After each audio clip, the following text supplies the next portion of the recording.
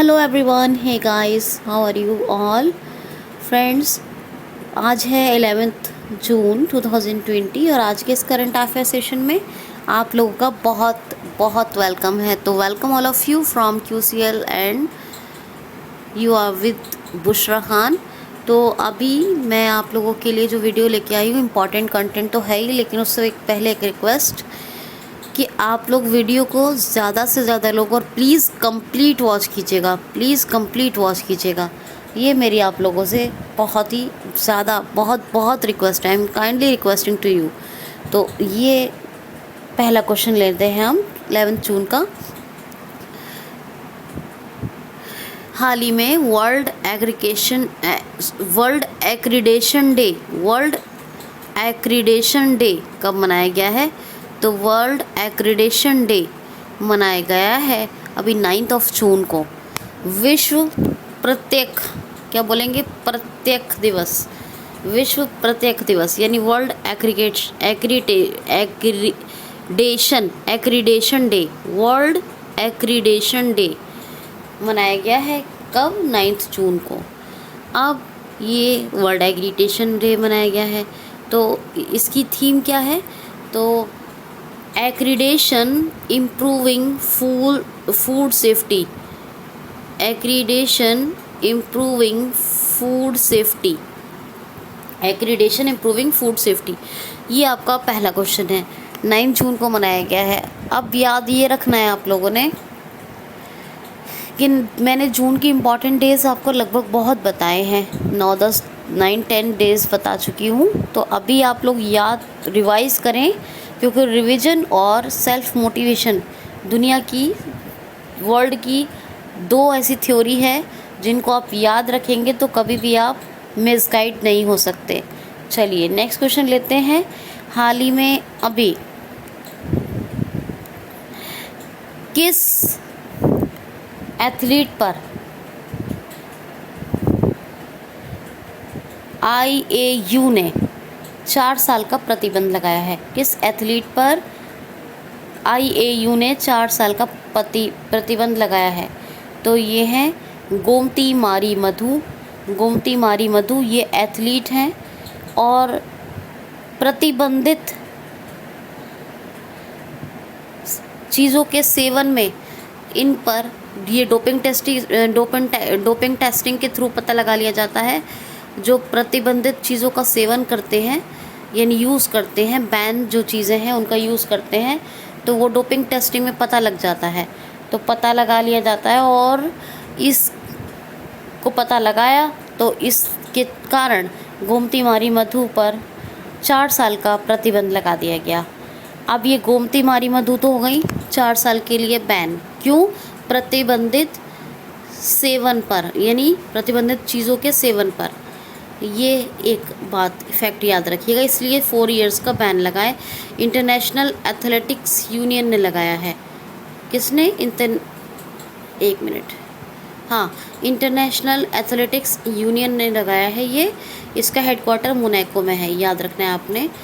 और ये जो गोमती मारी मधु हैं, गोमती मारी मधु ने 2019 में एशियन चैम्पियनशिप में गोल्ड मेडल भी विन किया था, यानी प्राप्त किया था।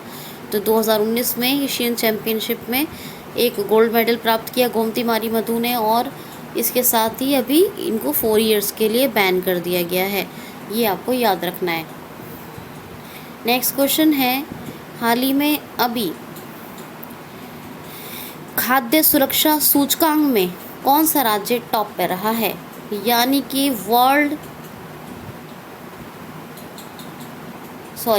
फूड सेफ्टी इंडेक्स में, किसमें? फूड सेफ्टी इंडेक्स में कौन सा स्टेट टॉप पे रहा है? तो कौन सा राज्य शीर्ष पर रहा है खाद्य सुरक्षा सूचकांक में? नंबर 1 पे रहा है गुजरात। ये स्टेट्स में देखा जाए, बड़े राज्यों में, तो बिग स्टेट्स में देखा जाए तो गुजरात, और स्मॉल स्टेट्स में गोवा, और यूनियन टेरिटरीज़ में देखा है तो चंडीगढ़। तो आप क्या याद रखेंगे? केंद्र शासित प्रदेश में अगर पूछा जाए, फूड सेफ्टी इंडेक्स में नंबर 1 पे है यूनियन टेरिटरी में चंडीगढ़, बिग स्टेट्स बड़े राज्यों में नंबर 1 पे है गुजरात, और छोटे स्टेट्स यानी स्मॉल स्टेट्स में नंबर 1 पर कौन है टॉप पर? गोवा। लेकिन ये फूड सेफ्टी इंडेक्स में मैंने अलग अलग बताया ज़रूर है, लेकिन इसके अलावा गुजरात नंबर 1 पे है वैसे, दूसरे नंबर पर तमिलनाडु है, तीसरे नंबर पर महाराष्ट्र है। ठीक है, नंबर 1 पे तो गुजरात हो गया बड़े राज्यों में, दूसरे पे कौन है, तमिलनाडु, तीसरे पे महाराष्ट्र। और अगर कैटेगरी वाइज बनाएं तो कैटेगरी वाइज डिवाइड करें तो छोटे राज्यों में गोवा भी हो गया नंबर 1 पे, अगर छोटे राज्यों में पूछा जाए, और यूटीज़ में देखा जाए तो चंडीगढ़ है। अगर कैटेगरी वाइज हम सेक्शनाइज करते, सेक्शन में बांटते हैं तो, ठीक, कैटेगराइज करते हैं तो। नेक्स्ट क्वेश्चन है, हाल ही में अभी पंचवटी योजना का शुभारंभ करने की घोषणा किस राज्य सरकार ने की है? पंचवटी योजना का शुभारंभ करने की घोषणा किस राज्य सरकार ने की है? तो हिमाचल प्रदेश राज्य सरकार ने, हिमाचल प्रदेश राज्य सरकार ने की है पंचवटी योजना को शुरू करने की घोषणा।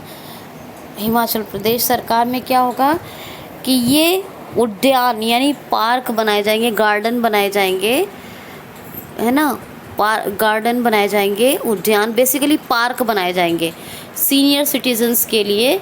और जो मनरेगा के तहत जो ग्रामीण विकास खंड है ना, ग्रामीण विकास खंडों में मनरेगा योजना के तहत सीनियर सिटीजन्स के लिए पार्क बनाए जाएंगे, जिससे कि वो फ्रेश एयर का लाभ ले सकें, यानी ताज़ा शुद्ध हवा खा सकें, वहाँ आके बैठ सकें।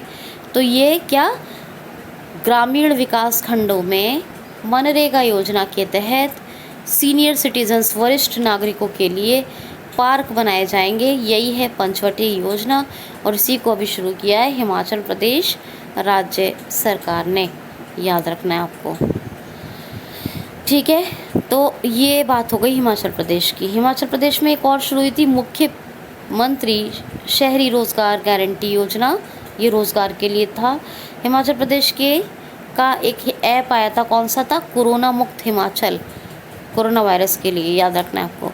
हिमाचल प्रदेश में कौन कौन से नेशनल पार्क हैं? Pin valley, great Himalayan, Kheerganga, pin valley और ग्रेट हिमालयन, ये 3 तो बहुत फेमस है।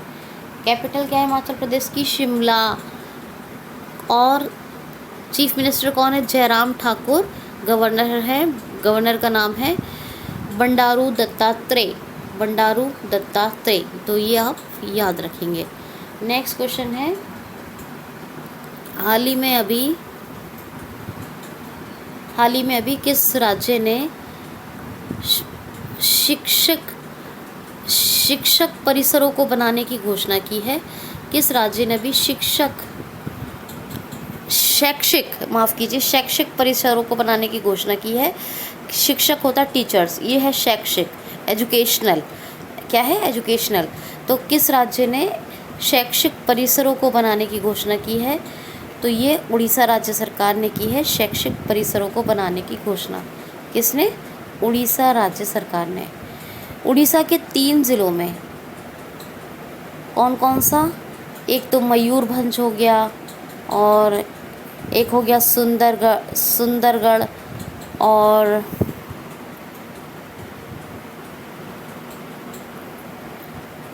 एक होगा किंजर।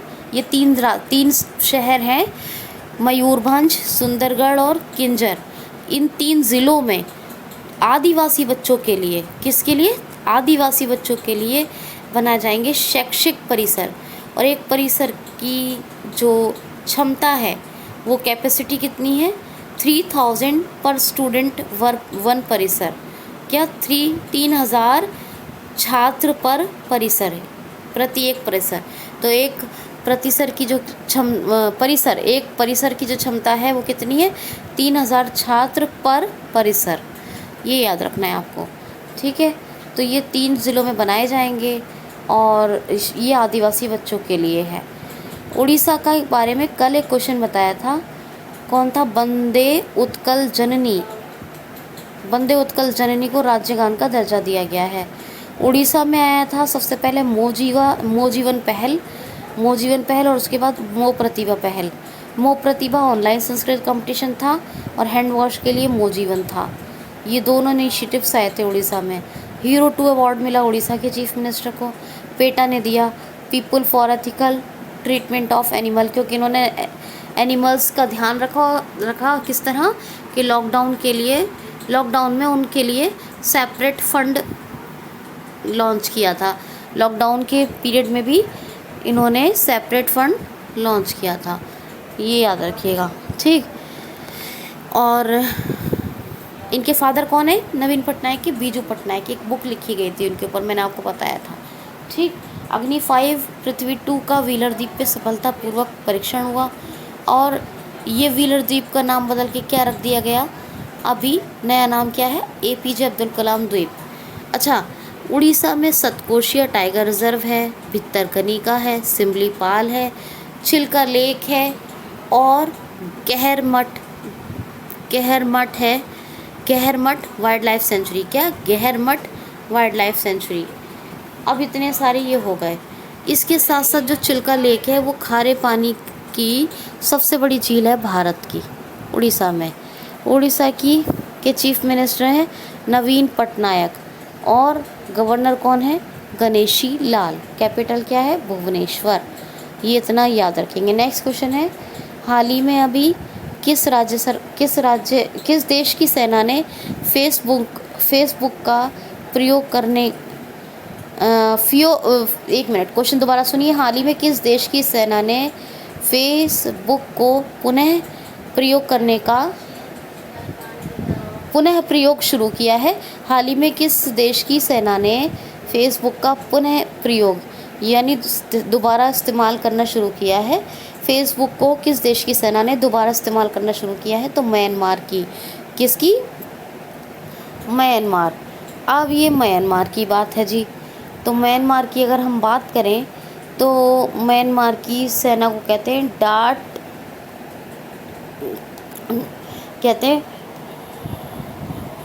Just minute dart माडो। क्या कहते हैं? डार्ट माडो।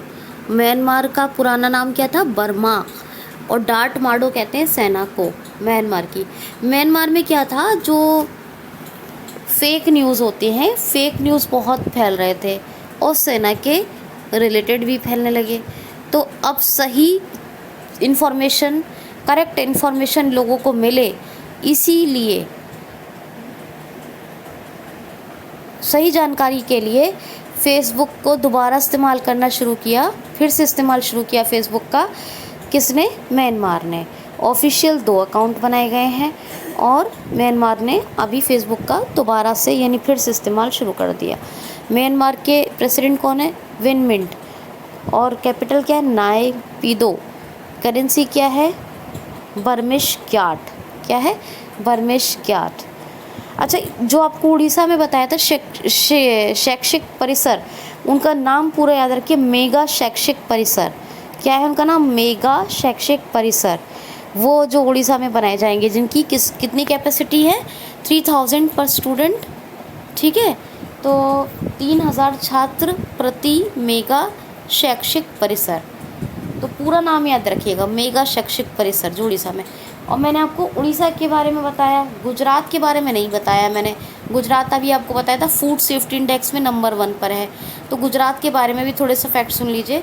टेजर गन या टसर गन इस्तेमाल करने वाली भारत में गुजरात की पहली पुलिस बनी है। न्यूयॉर्क के बाद गुजरात में अगर इंडिया में किसी को मिली है तो गुजरात पुलिस को मिली है टेजर गन यूज़, है ना। टेजर गन का इस्तेमाल, मतलब टेजर गन को प्राप्त करने वाली कौन बनी है? गुजरात पुलिस।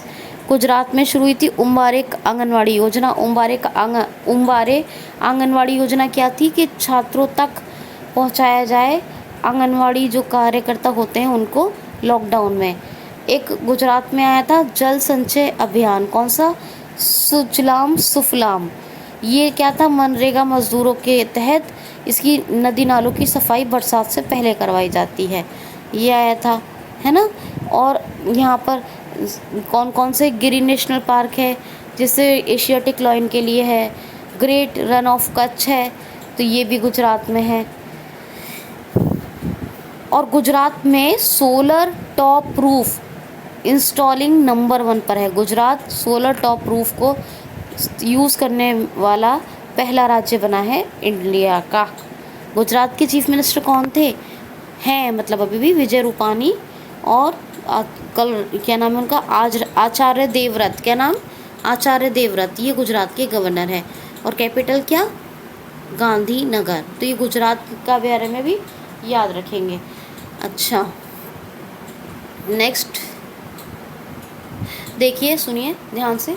हाल ही में अभी बांस के आयात पर केंद्र सरकार ने कितने प्रतिशत सीमा शुल्क लगाने की, कितने प्रतिशत तक सीमा शुल्क लगाया है? हाल ही में केंद्र सरकार ने बांस के आयात पर कितने प्रतिशत सीमा शुल्क लगाया है? तो पहले ये 10% था जो सीमा शुल्क था बांस बैम्बू इंपोर्ट पर, कितना था, 10%, और अभी इसको बढ़ा के कर दिया 25%। तो 15% जो सीमा शुल्क है वो बढ़ गया, किसके, बांस के आयात पर, बैम्बू एक्सपोर्ट, वो बैम्बू इंपोर्ट पर। निर्यात को क्या कहते हैं, एक्सपोर्ट, आयात को इंपोर्ट।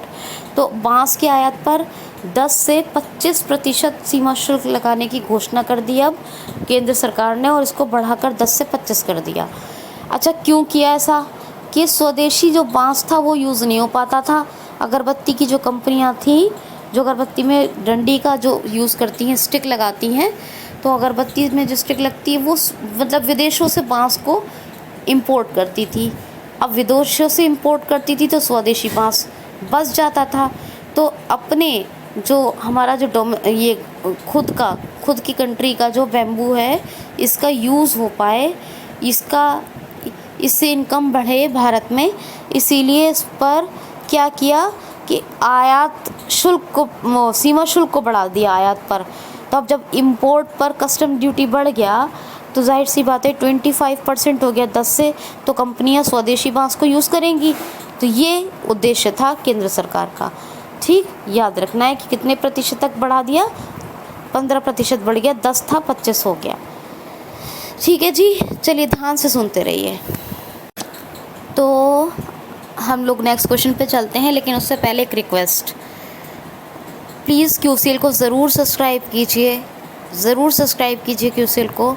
आप लोगों से मेरी रिक्वेस्ट है, I need your help and support, I need your favour, all of you. तो आप लोग QCL को ज़रूर सब्सक्राइब करें और हर वीडियो को कंप्लीट एंड तक वॉच करें। वीडियो पसंद आए तो लाइक और शेयर वो भी ज़रूर करें।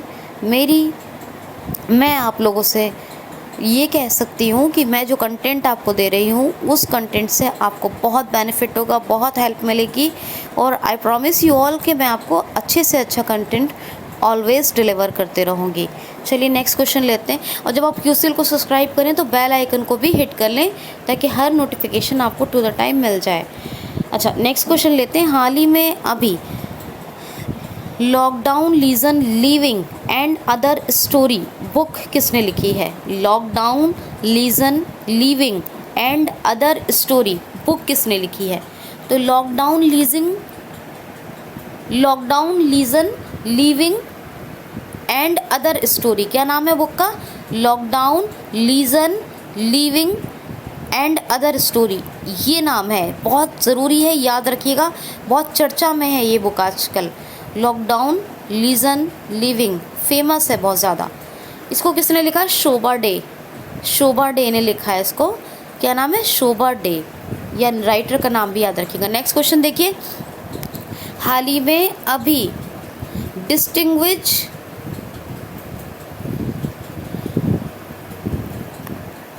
मैनर ने डिस्टिंग्विश मैनर से नासा ने किसको सम्मानित किया है?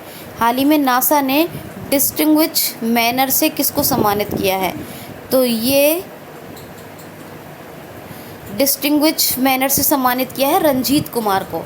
नासा का ये विशेष पदक है, क्या नाम है इसका? Distinguish manner. इससे सम्मानित किया है नासा ने अभी रंजीत कुमार को। किसको? रंजीत कुमार। डिस्टिंग्विश मैनर, बहुत ही विशेष, मतलब बहुत विशेष पदक है। और इससे भी नासा ने रंजीत कुमार को सम्मानित किया। नाम आपको याद रखना है। नासा ने बहुत ही इनोवेशंस किए हैं। नासा ने एक सन स्टडी के लिए, स्टडी ऑफ सन के लिए सोलर राइज मिशन, क्या सोलर राइज मिशन लॉन्च किया था। नाम याद रखना है, solar rise mission, solar study के लिए, स्टडी ऑफ सन के लिए, ठीक। और नासा ने ही एक पृथ्वी के आकार का उपग्रह जो है पता लगाया था। उस उपग्रह का नाम क्या है? उस उपग्रह का नाम है केपलर 1649C, केपलर 1649C। क्या नाम है? ये एक्सोप्लैनेट है, ठीक है। ये एक्सोप्लैनेट है ना, पृथ्वी के आकार का है जो एक्सोप्लैनेट पता लगाया है नासा ने। इसका नाम है केपलर 1649C। और स्टडी ऑफ सन के लिए सोलर राइज मिशन। ये दो चीज़ें बहुत इंपॉर्टेंट है। अभी तीसरी बता दी आपको, डिस्टिंग्विश मैनर मिला है रंजीत कुमार को। नासा का मोटो क्या है? For the benefit of all. क्या मोटो है? For the benefit of all. Headquarter कहाँ है? वॉशिंगटन DC में। और जिम ब्रिडनेस्टीन ये इसके हेड है। नासा की फुल फॉर्म क्या है? National aeronautics space administration. इसकी स्थापना कब हुई? 1958 में। तो ये आप याद रखेंगे। नेक्स्ट क्वेश्चन देखिए, हाल ही में अभी नेपाल में कितने स्कूलों का पुनर्निर्माण किया जाएगा? हाल ही में अभी नेपाल में कितने स्कूलों का पुनर्निर्माण किया जाएगा? तो ये भारत करवा रहा है। इंडिया की जो एम्बेसी है, इंडिया की एम्बेसी भारत में ये निर्माण करवा रही है। किसका? स्कूलों का पुनर्निर्माण, रिकंस्ट्रक्शन। 56 स्कूल्स का, 56 स्कूलों का पुनर्निर्माण होगा, रिकंस्ट्रक्शन होगा भूकंप के बाद। और ये भारत इसमें सहयोग दे रहा है। इंडिया की एम्बेसी ये बनाएगी। अच्छा, इंडिया की एम्बेसी बनाएगी तो इंडिया के तरफ से जो फॉरेन एम्बेसडर हैं, वो फॉरेन एम्बेसडर कौन है नेपाल में? विनय मोहन पात्रा। कौन है? विनय मोहन पात्रा। तो भारत अभी सहयोग दे रहा है पुनर्निर्माण में। भूकंप के बाद 56 स्कूलों का पुनर्निर्माण होगा, जो एम्बेसी ऑफ इंडिया बनाएगी, अपने भारत की एम्बेसी, ठीक है। तो ये आपने याद रखना है। नेपाल की जो कैपिटल है वो क्या है? काठमांडू। नेपाल के चीफ प्राइम मिनिस्टर कौन है? नेपाल के प्राइम मिनिस्टर हैं खडंग प्रसाद ओली, KP शर्मा ओली, खडंग प्रसाद शर्मा ओली। और प्रेसिडेंट कौन है? Vidya Devi Bhandari, VD Bhandari. Next question है, हाल ही में अभी BS6 व्हीकल्स पे किस कलर की स्ट्रिप्स को, यानी पट्टी को लगाना कंपलसरी कर दिया गया है? BS6 वाहनों के ऊपर किस रंग की पट्टी को लगाना अनिवार्य कर दिया गया है? तो ग्रीन कलर की पट्टी, एक ग्रीन कलर की पट्टी होगी और उस पर जो व्हीकल का रजिस्ट्रेशन नंबर है वो लिखा हुआ होना चाहिए उस पट्टी के ऊपर। और उस BS6 व्हीकल्स पर इस पट्टी को लगाना अनिवार्य कर दिया है। इस ग्रीन कलर के स्टिकर को लगाना अनिवार्य कर दिया, स्टेप्स को लगाना कंपलसरी कर दिया है, ठीक है। ये BS6 वाहनों के ऊपर ग्रीन कलर की, याद रखिएगा। चलिए आगे चलते हैं। क्वेश्चन सुनिए फ्रेंड्स, हाल ही में अभी अपने देश भारत ने बिजली सहयोग के लिए किस देश के साथ MOU साइन किया है? हाल ही में अपने देश भारत ने किस देश के साथ बिजली सहयोग के लिए MOU साइन किया है? तो अपने देश भारत ने बिजली सहयोग के लिए किस देश के साथ MOU साइन किया है? तो डेनमार्क के साथ MOU पर साइन हुए हैं बिजली सहयोग के लिए। किसके? इंडिया, अपने देश भारत और डेनमार्क के बीच MOU पर। तो ठीक है, अब ये जो MOU साइन हुआ है, मेमोरेंडम ऑफ अंडरस्टैंडिंग, ठीक। जब ये MOU पूरी तरह से कारगर के, अब ये डन हो गया, जब डन हो जाएगा तो इसको क्या हो जाएगा? ये MOU से MOA हो जाएगा, ठीक। तो याद रखना है आपको। डेनमार्क के साथ साइन हुआ है एमओयू अपने देश भारत का। तो डेनमार्क की कैपिटल क्या है? डेनमार्क की कैपिटल क्या है, क्या है, क्या है? मैंने कल ही बताई है, डेनिश क्रूना। यह है क्या है इसकी करेंसी।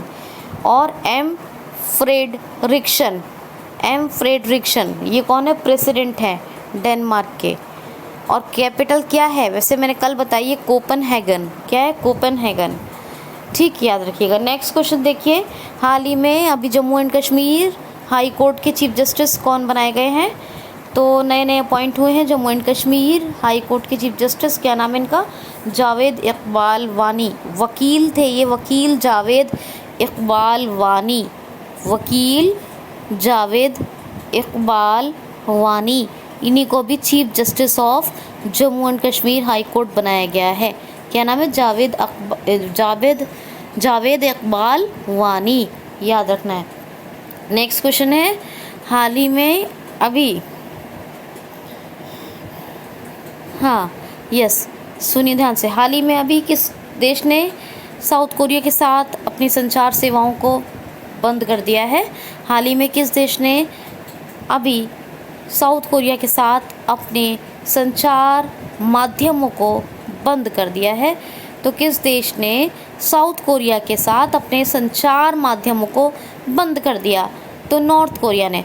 नॉर्थ कोरिया ने जो भी कम्युनिकेशन जो मेथड्स थे, कम्युनिकेशन रिसोर्सेज थे, उनको अभी बंद कर दिया है नॉर्थ कोरिया ने साउथ कोरिया के साथ। नॉर्थ कोरिया ने किया है। तो नॉर्थ कोरिया की कैपिटल क्या है? क्या है कैपिटल? आप मुझे बताएंगे कमेंट बॉक्स में लिख के, इसकी तो बताइए। और कौन?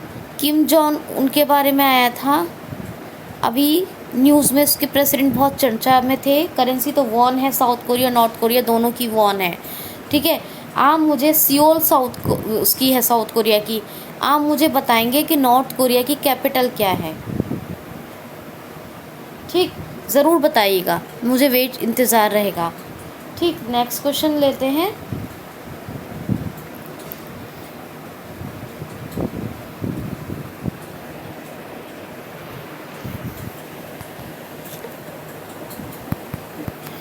हाल ही में डिफेंस इंस्टीट्यूट एडवांस टेक्नोलॉजी ने